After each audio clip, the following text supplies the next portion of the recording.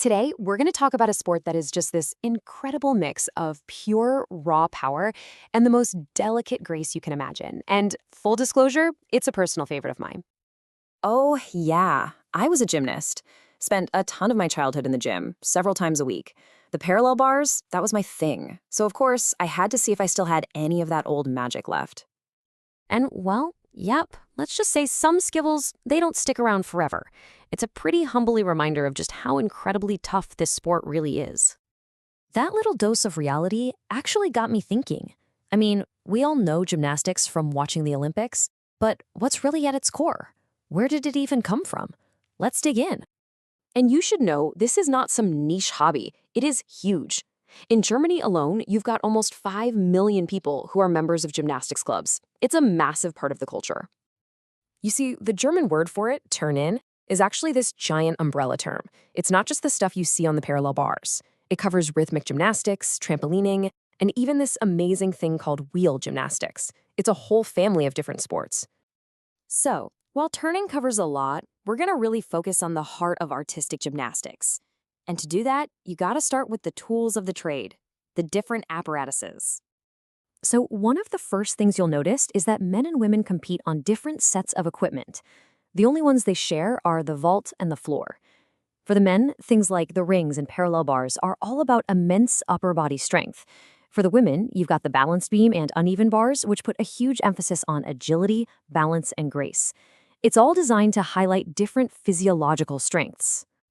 Now here's something cool. Every single skill in gymnastics, I don't care what apparatus it's on, can be broken down into one of two categories, static or dynamic. Static is all about holding a position with perfect control. Think of a handstand. Dynamic is all about using momentum, like a simple forward roll.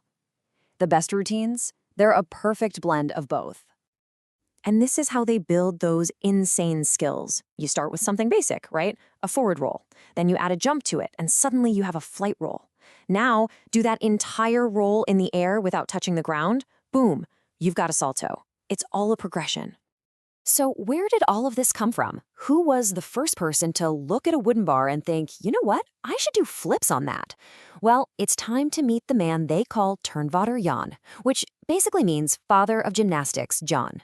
Okay, so back in the early 1800s, this guy, Friedrich Ludwig Jahn, he started developing all these physical exercises in Germany. But his goal wasn't to create an Olympic sport. It was actually way more practical and kind of intense. He wanted to make the population physically fit, specifically to get young men ready for war. John even invented the word turnen, taking it from a Latin word that means to turn. And back then, it meant basically any physical activity, swimming, hiking, you name it. That's why today, in German, sneakers are still called Turnschuh, literally gym shoes, but they use it for everything. And you're going to love this. The parallel bars, my old favorite, they had a wild origin. Jan didn't design them for handstands and flips. Nope. He designed them to help soldiers practice getting on and off their horses really, really fast. It's crazy to think about that evolution. So, how in the world did we get from horse mounting practice to the absolutely breathtaking routines we see today? The journey is all wrapped up in one key concept, the Kur. But first, you have to appreciate the level of dedication we're talking about here. A top German youth champion named Felix trains 33 hours a week. That is more than a full-time job. The commitment at the elite level is just mind-blowing. Okay, so the Kur, it's the German word for the routine, and it's the absolute heart of competitive gymnastics. It's a sequence of 10 different elements that the gymnast chooses and puts together into one seamless performance. It's kind of like a language spoken with flips and holds and twists. So how do they score a cure? It seems super complicated, but it basically comes down to two big parts. First, you've got the difficulty score. Every single move has a point value. The harder the skills in your routine, the higher your score can possibly be. Then there's the execution score. The judges start at a perfect 10, and then they start subtracting points for every little mistake. A bent knee, a wobbly landing, anything. The goal is simple. Do the hardest routine possible perfectly. Now, the principles of gymnastics, that combination of strength, balance, and incredible body control, are so fundamental that they just couldn't be contained inside a gym. They evolved, they escaped, and they found a whole new life on the city streets in a discipline I'm sure you've seen, parkour.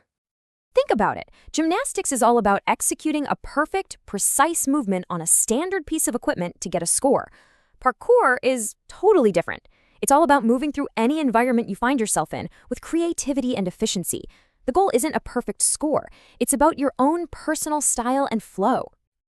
And just like gymnastics, parkour is built on a foundation of core skills. You have the precision jump to land exactly where you need to. You've got the roll to absorb the impact of a jump and keep moving, and the strive to get over obstacles. Once you master the basics, you combine them to create your own run. You can totally see the gymnastic DNA in there. So when you look at the whole story, from a 19th century fitness plan to this global Olympic marvel, and now the inspiration for a modern urban art form, it's clear that gymnastics is this timeless language of how the human body can move, which really makes you wonder, right? What's the next chapter? Where will we see its influence pop up next?